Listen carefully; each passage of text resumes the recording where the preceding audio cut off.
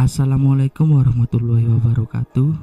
Perkenalkan, nama saya Muhammad Ardi, NIM 216410104. Kali ini saya akan menjelaskan tentang apa itu konsep dasar sistem. Konsep dasar sistem.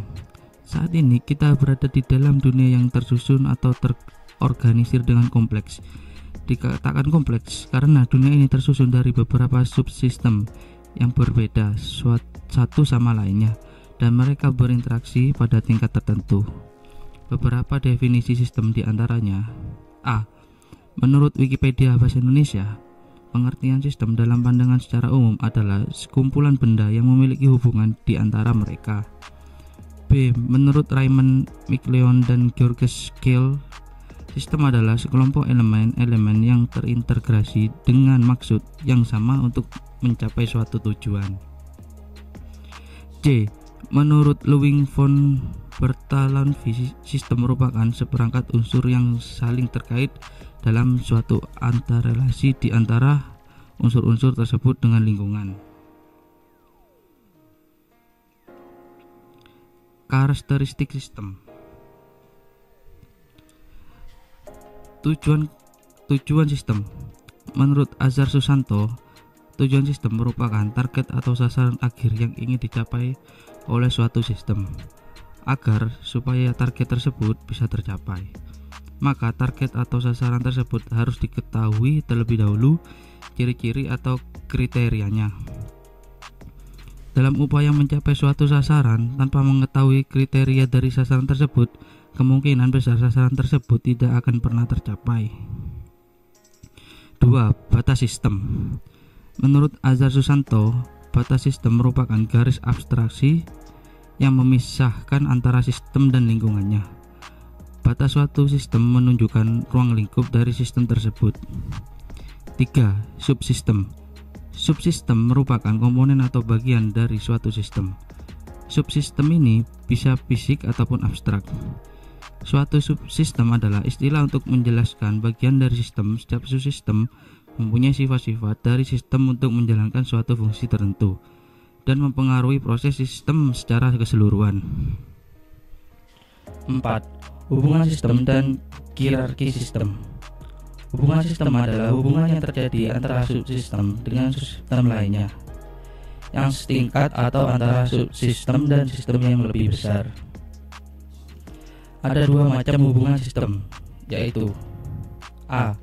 Hubungan horizontal adalah hubungan yang menggambarkan suatu hubungan antara subsistem dengan subsistem lainnya yang setingkat atau sederajat. B. Hubungan vertikal adalah hubungan yang dalam kebanyakan hal hubungan sistem ini sangat menentukan terhadap keberhasilan suatu sistem, karena dalam suatu sistem menentukan bagaimana tujuan sistem dapat dicapai kalau bagian-bagian sistem yang ada di dalamnya tidak bisa berhubungan baik atau bekerja sama. 5. Masukan sistem atau input. Input merupakan segala sesuatu yang masuk ke dalam suatu sistem. Input dapat berupa energi, manusia, data, modal, bahan baku, layanan, informasi, dan lainnya. A. Serial input merupakan input yang diperoleh sebagai hasil atau output sistem sebelumnya. B. Probable input merupakan potensial input yang dapat digunakan oleh suatu sistem. Suatu sistem harus dapat menentukan input mana yang sesuai untuk menghasilkan output yang diinginkan. Feedback input merupakan bagian output dari sistem yang sama yang digunakan sebagai kontrol. 6. Pengolahan sistem atau proses. Proses merupakan perubahan dari input menjadi output. Proses ini mungkin dilakukan oleh mesin, orang, atau komputer. Proses mungkin berupa perakitan, transformasi, penggabungan, pengklasifikasian, perpaduan, dan lain sebagainya yang bertujuan menghasilkan suatu macam output dari berbagai macam input yang disusun berdasarkan aturan tertentu. 7. Keluaran sistem atau output. Output merupakan hasil dari suatu proses yang merupakan tujuan dari keberadaan sistem. Semua proses yang dilakukan oleh suatu sistem bisa menghasilkan lebih dari satu output. Output-output ini dapat diklasifikasikan menjadi 3 macam output seperti A. Output yang langsung diberikan ke konsumen untuk dikonsumsi atau untuk diproses lebih lanjut. B. Output suatu sistem yang dikonsumsi oleh subsistem lain dalam sistem yang sama dalam suatu siklus produksi selanjutnya. C. Output yang merupakan bagian dari output secara keseluruhan yang dapat dikonsumsi oleh sistem yang lain atau sistem yang bersangkutan tetapi menjadi tidak berguna kalau dibuang ke lingkungan. 8. Lingkungan sistem merupakan faktor-faktor di luar sistem yang mempengaruhi sistem. Lingkungan sistem terdiri dari 2 macam, yaitu 1. Lingkungan eksternal, yaitu merupakan lingkungan yang berada di luar sistem. 2. Lingkungan internal, yakni lingkungan yang berada di dalam suatu sistem.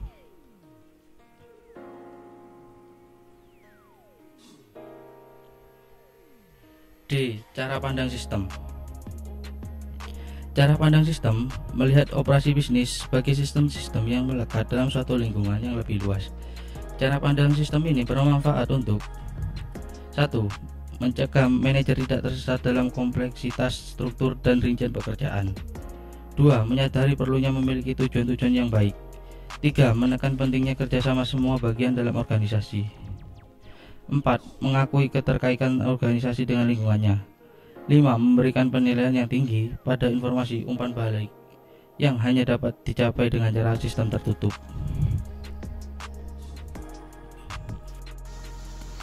E. Klasifikasi sistem. Menurut Azhar Susanto, sistem dapat diklasifikasikan dari berbagai sudut pandang, di antaranya yaitu 1. Sudut pandang lingkungan. A. Sistem terbuka adalah sistem terbuka bila aktivitas di dalam sistem tersebut dipengaruhi oleh lingkungannya. B. Sistem tertutup adalah sistem yang tertutup bila aktivitas di dalam sistem tersebut tidak dipengaruhi oleh perubahan yang terjadi di lingkungannya. 2. Sudut pandang asal pembuatannya. A. Sistem buatan manusia. Sistem buatan manusia yaitu sistem yang dirancang oleh manusia.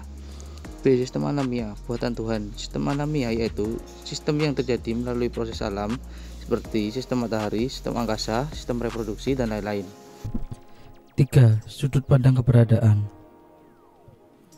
A. Sistem perjalanan merupakan sistem yang saat ini digunakan.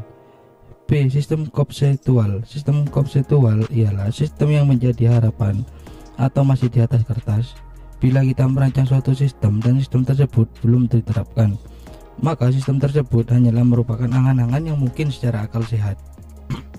4. Konsep pandang kesulitan. Apa itu sudut pandang kesulitan? A. Sistem sederhana. Sistem sederhana adalah sistem yang memiliki sedikit tingkatan dan subsistem atau komponen serta hubungan antara mereka yang sederhana. B. Sistem kompleks. Sistem kompleks adalah sistem yang memiliki banyak tingkatan dan subsistem atau komponen yang dihubungkan dalam berbagai cara yang berbeda. 5. Sudut pandang output atau kinerja. A. Sistem yang dapat dipastikan artinya dapat ditentukan pada saat sistem akan dan sedang dibuat. Pendekatan sistem. Ada 2 pendekatan dalam mendefinisikan sistem, yaitu yang pertama, pendekatan yang menekankan pada prosedur. Pendekatan prosedur mendefinisikan sistem sebagai suatu jaringan kerja dari prosedur-prosedur yang saling berhubungan berkumpul bersama-sama untuk melakukan kegiatan atau menyelesaikan suatu sasaran tertentu. 2. Pendekatan yang menekankan pada elemen dan komponen sistem. Pendekatan elemen atau komponen ini mengemukakan bahwa sistem adalah sekelompok elemen-elemen yang terintegrasi dengan maksud yang sama untuk mencapai suatu tujuan. G. Model dan pembuatan model atau modeling system. MC Lyot menyatakan model sebagai penyederhanaan atau abstraksi dari sesuatu. Suatu model yang dibentuk akan mewakili sejumlah objek atau entitas, sedangkan Wilson menyatakan model sebagai interpretasi secara eksplisit dari pemahaman tentang situasi. A. Jenis-jenis model. Jenis-jenis model ada 4. Yang pertama, model fisik, penggambaran entitas dalam bentuk 3 dimensi. 2. Model naratif, penggambaran entitas dalam bentuk lisan atau tulisan. 3. Model grafik, penggambaran suatu entitas dalam bentuk simbol, garis, atau bentuk. 4. Model matematika, Penggambaran suatu entitas dalam bentuk persamaan atau formula matematika. B. Manfaat model. Manfaat model terdiri dari 3. Yang pertama, mempermudah model. 2. Mempermudah komunikasi. 3. Memperkirakan masa depan. Bahasa sistem. Bahasa merupakan alat untuk berkomunikasi. Bahasa ini terbentuk dari simbol-simbol yang disepakati bersama. Bahasa sistem merupakan alat untuk berkomunikasi tentang sistem. Jadi, kalau kita akan membuat suatu model agar model tersebut bisa komunikatif, maka model tersebut harus disampaikan dengan menggunakan simbol-simbol atau bahasa dan aturannya yang diterima secara umum. Pendekatan sistem. Dalam pemecahan masalah, pendekatan sistem merupakan suatu pendekatan sistematis yang digunakan untuk pemecahan masalah. A. Masalah, penyebab dari suatu persoalan. B. Gejala, kondisi yang dihasilkan oleh masalah. Pendekatan sistem menurut McLeod terdiri dari 1. Usaha persiapan, langkah 1-3. 2. Definisi, langkah 4-5. 3. Solusi, langkah 6-10. Pengendalian sistem. Pengendalian adalah proses untuk mengukur kinerja sekarang dan membimbingnya pada sasaran yang telah ditetapkan. Dengan kata lain, untuk mencapai efektivitas pencapaian tujuan, elemen kunci pengendalian. 1. Tujuan dan standar. Maksud sasaran ditetapkan terlebih dahulu. 2. Untuk mengukur kinerja. 3. Untuk membandingkan, mendeteksi berbagai perbedaan. 4. Untuk mengoreksi dan menyesuaikan. 5. Feedback dan feedback loop. Sekian presentasi dari saya. Terima kasih. Wassalamualaikum warahmatullahi wabarakatuh.